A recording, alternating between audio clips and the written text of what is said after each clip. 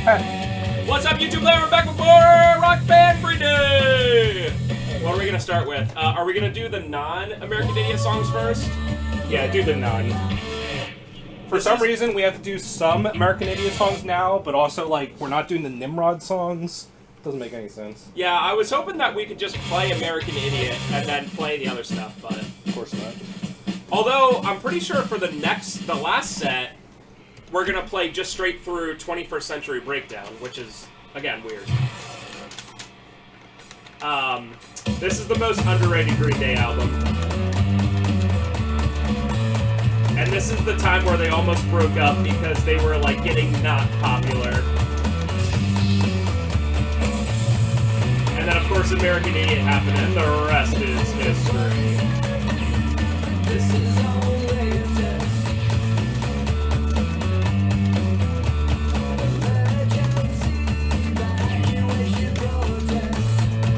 Alright, everyone, let's go. They impair your ability to operate machinery. Can't quite tell just what it means to me. Don't you talk to strangers.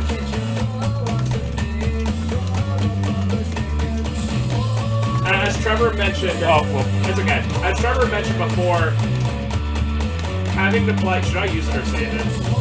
Just save it. Yeah. As Trevor mentioned before, having to play Warning as this Billy Joe and not like 2000 Fat Billy Joe. Oh yeah, he was fat. And when I say fat, I just mean like chubby. He was less fat than either of us. Debatable for me. Just kidding, he's about the same size. He was about the same size. Actually, you know what, yeah. The problem with Billy Joe's anatomy is that when he carries any weight, he carries it in his neck.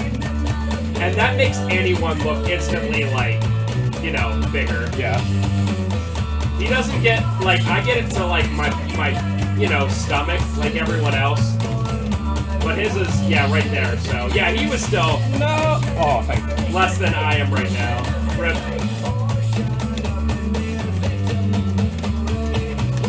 Although at that time, he was almost the age I am. So, you know, I'll take it.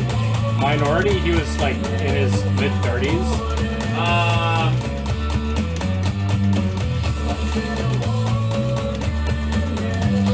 It's always hard to tell because Billy Joe just like aged really well. No, I think, you know, he's probably like early 30s. Although they were a band since like 1989. Yeah.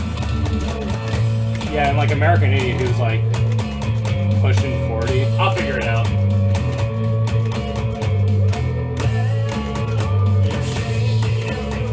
Well, I like this song and Minority. I don't know, it just doesn't have that like cool edge that I like of early Green Day. Yeah, no, it's a good song, but it feels so sort of milquetoast to me. I will definitely agree with that. Surprisingly, or maybe not surprisingly, Nathaniel from Record Connection, this is the only Green Day album he likes. Or his like favorite by far, one of the two. My favorite sounding Green Day is probably Insomniac. It just sounds so cool to me. Yeah, we're gonna play a couple songs from Insomniac. In fact, we're gonna play one right after this, actually.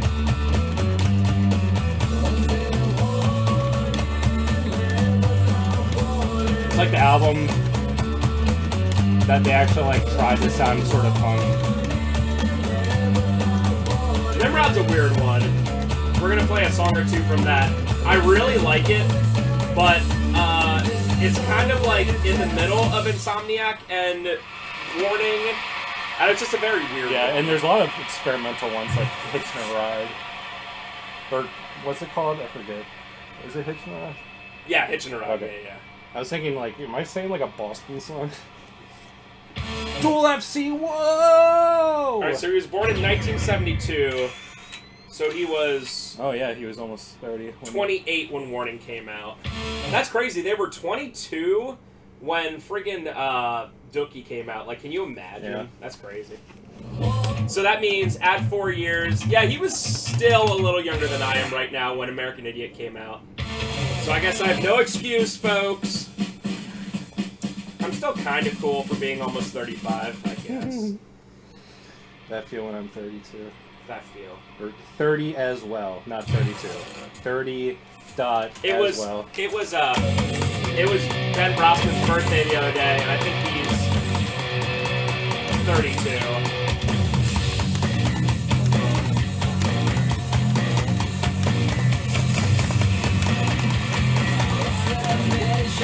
This is Insomniac from 1995. A lot of people call it Dookie's B-sides. I think it's even better.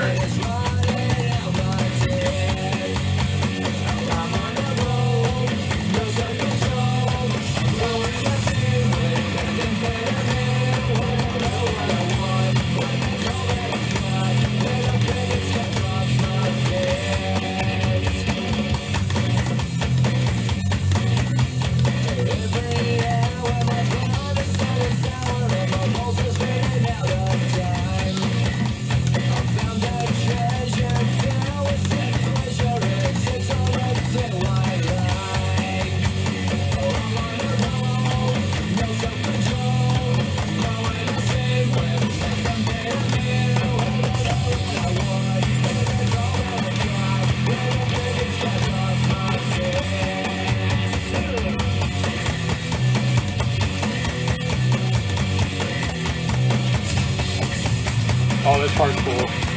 Next part.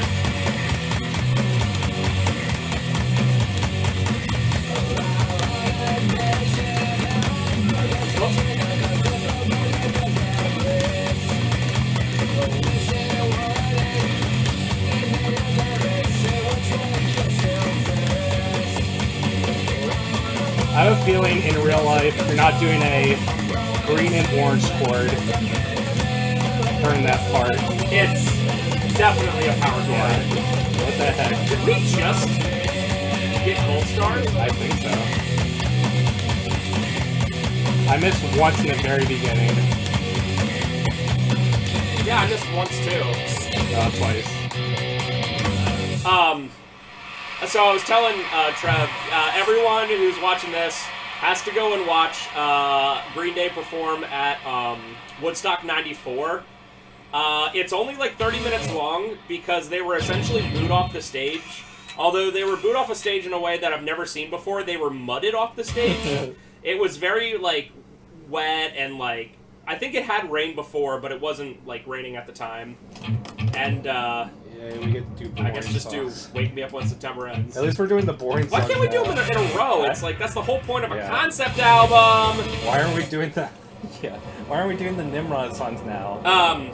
Anyway, because this is by difficulty, but, anyway, so they started throwing mud all over the stage. Like, literally huge globs of mud, and they would, like, there's times where they, like, hit his, guitar. Fans jump on the stage and, like, literally, like, hug him and turn him around while he's playing.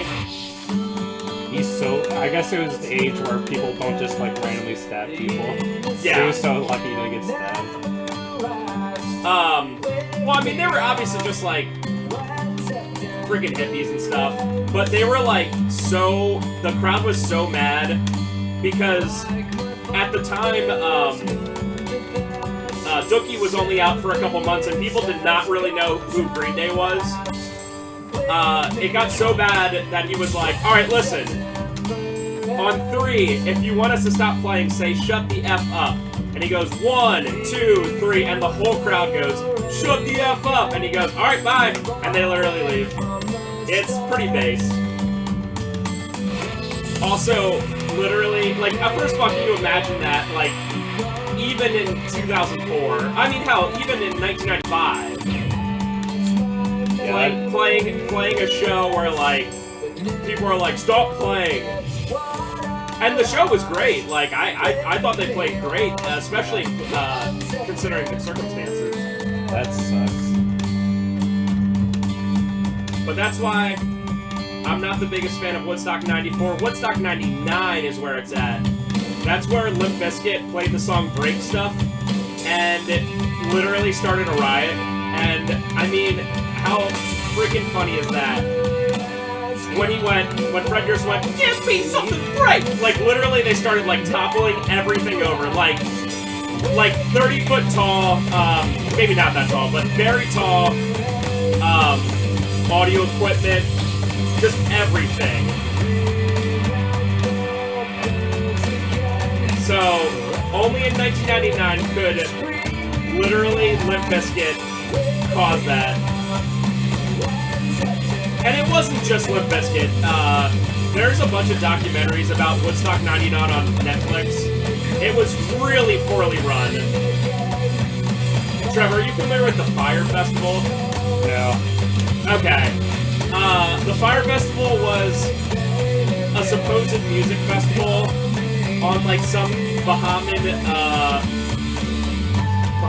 I don't know what the word is for that. But anyway, island that was supposed to be like owned by like Cesar Chavez or something like that. And the guy who ran it like did not prepare at all. Like the people paid like hundreds if not thousands of dollars to go down there. And when they got down there was like no food. They were lied about that it was a private island. It wasn't. It was right outside of a Sandals resort. And they were supposed to have these like amazing tents and everything. Like for every single person got their own tent or whatever. When they got down there, it was like UNICEF tents. And like literally everyone canceled. Like Blink-182 was supposed to play there, and they canceled, and they didn't tell anyone until they like flew all the way down there. It's infamous as like horrible. And everyone, the guy who was in charge of it was told like, hey, you need 2 years to like plan something this big, and he was like, nah, it'll be fine. And that's my story for that. Oh, yeah, the reason I said that is it's kind of like a fire festival that actually happened for Woodstock 99. It was just awful. Like, oh, also it was in the summer, and it was extraordinarily hot. And as it is with festivals, everyone was charging like, I don't know, the equivalent of $10 a bottle for bottled water and stuff like that. So you have a bunch of people there who are already really mad because they're getting like screwed over. It's so hot. Everyone's just living in squalor and filth. Did like people just like riot and like? Oh. Well, and the night times were better because it obviously wasn't so hot. But Limp Bizkit was one of the last to play, and at that point, like they were like really into it. They weren't mad at Limp Bizkit, but they were more mad at like just the general situation. So they just started like, give me something to break. And like I don't actually blame him because like they interviewed Limp Bizkit later and they were like, what do you feel about this? And he was essentially like, what? Like we played a show. Like what do you want? I didn't say go do this, and I agree with that. Yeah. Essentially, Woodstock 99 happened because the person who created the original Woodstock, or the two people who created the original Woodstock in 1969 were like, do you want to do that again and make a bunch of money? And they were like, yeah. But again, they didn't like super plan it out and blah, blah, blah. That's awesome. You know Woodstock 99 is the greatest show of all time because the top three, and I'm not joking here, oh yeah, have fun with this for a while. Oh no, you're only going to do this for a little. Isn't this like a reverb effect? Yeah. Anyway, the top three sets at that concert, I'm not joking, was Limp Bizkit, Korn, and Kid Rock. Kid Rock's set list was like incredible, which is like really weird to say, especially nowadays. Like, there was a lot of really good bands there, but, like, Korn blew the roof off the place. Because it being, 1999 and new metal and all that.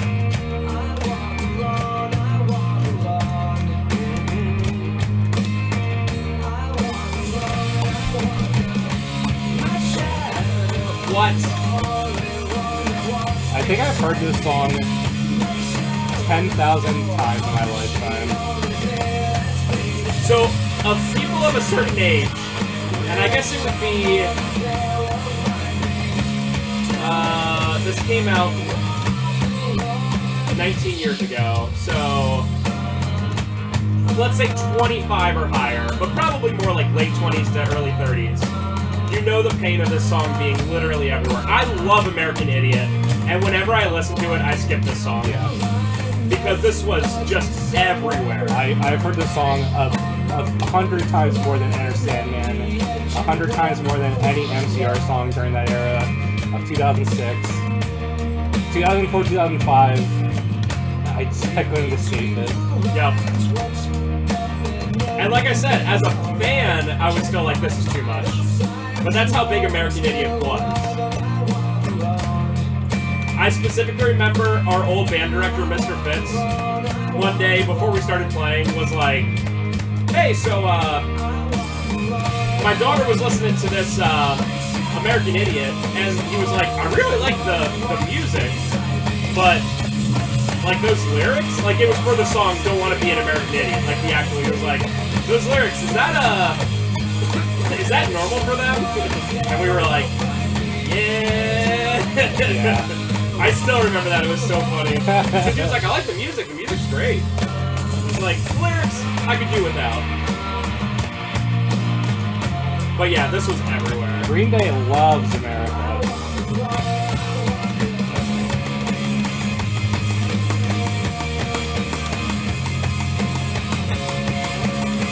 And if people are, I really doubt it, but if anyone's near my age group, like mid-30s, then the same thing happened with this song in the late 90s, like 99, 2000, 2001, was Smooth by Santana and Rob Thomas. That song's the goat, though. Except for that song, I literally went years hating it because it was played all the time. And now I think it's amazing. I mean, I've heard that song also 100 times. I'm literally learning it on real guitar, and it's super fun. I love the memes of it. It's like I unironically like Smash Mouth just because I guess it's like you get to the point where you hear it so much that you go from hating it to really hating it to loving it. The song's almost over.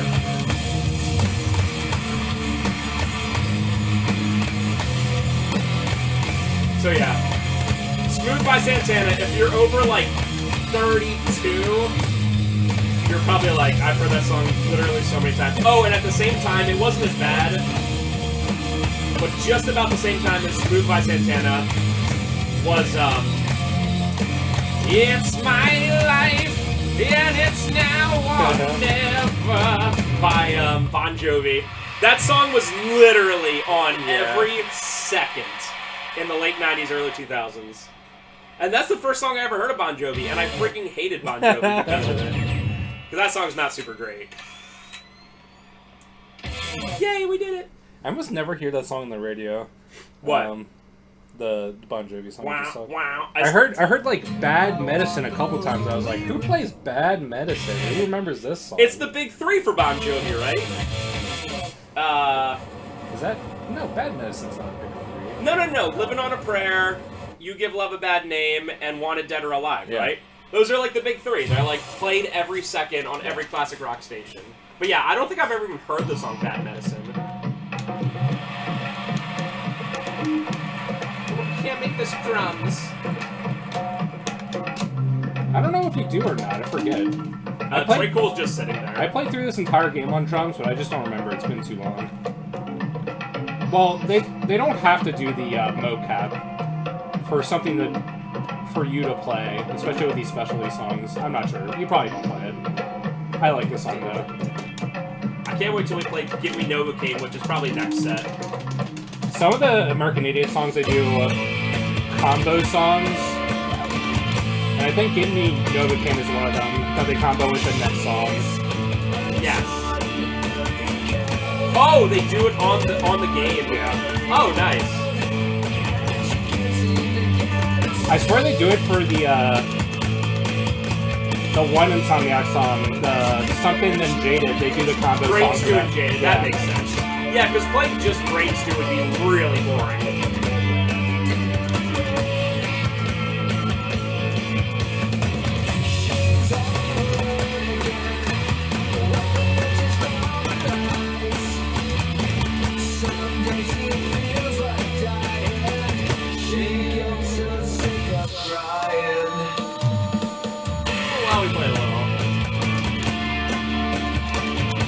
I care. For that would I know, but optimal for that would be stopping right as you get it. There was a period of time, and I'm sure we'll do it again, where it was especially GH2, Trevor and I were trying to really, really maximize scores. So every time I see something like that, I'm like, ugh. Yeah.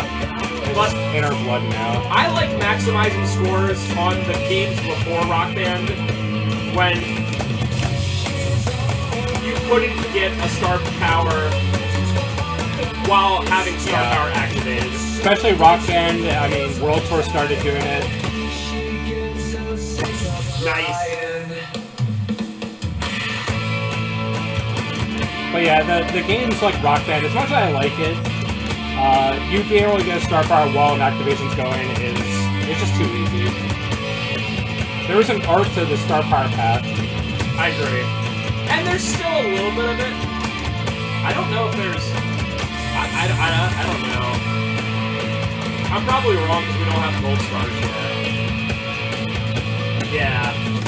We got it. Oh, cool. Oh.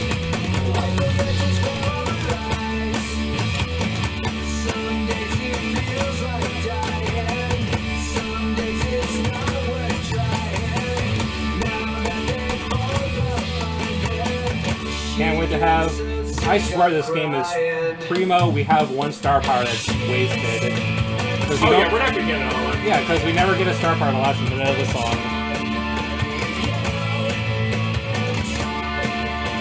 Man, coming out GH5 where every score was 1.5 million, I feel like we're doing something wrong. I know. We're ending the song 317,000 and it was like a 3-minute song. Yeah, and I got like, I think I got an FC. I think me too. But like, just GH5 has too many score multipliers all the time, and it just artificially inflates the scores so high. Yeah, I hate that stuff. Even Warriors of Rock has it a little, but only in the career mode, not in quick play, which I'm fine with. Yeah. I like Warriors of Rock, and I can't wait till we do that. Game. 5 years from now. Yep. Whenever. We'll see. I mean, this one I could play the whole way through. This game I could play in one sitting. But some of the other ones are either have like GH5 had like so many crappy songs that you play like 7 or 8 songs and you're like, I'm done. Why? Why do they do this? Nice guys finish last. Oh, Gold Star's bass. Oh, is it really? Yeah. Oh, I'm gonna actually sit up a little. Pressure cooker, pick my brain and tell me I'm insane. This song on drums is hard just because of the tempo. Yes, it's very. I'm so beeping happy. Any song they have to do the hi-hat, it's like with like you just do it with your right arm. Trey Cool is so a pretty underrated drummer. Like no one really ever talks to him as being a good punk drummer. Because they're always like, Travis Barker. I think Travis Barker is like a showman, but I think Trey is like way better. Yep. And like Travis Barker will hit like some weird instrument and be like, oh, he's the GOAT.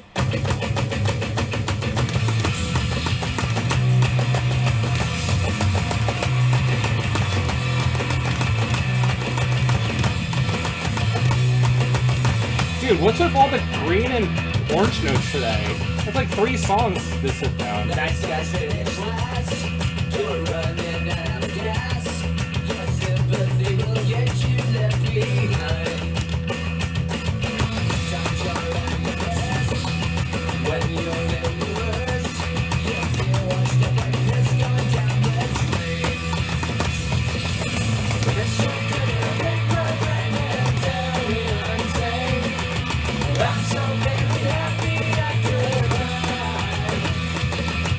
Every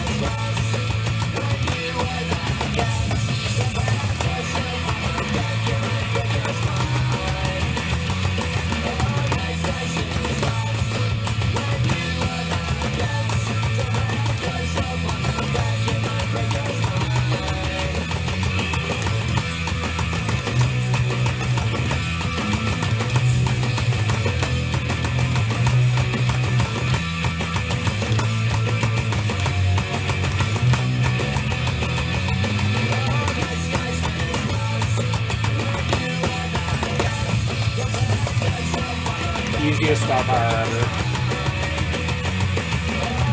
path.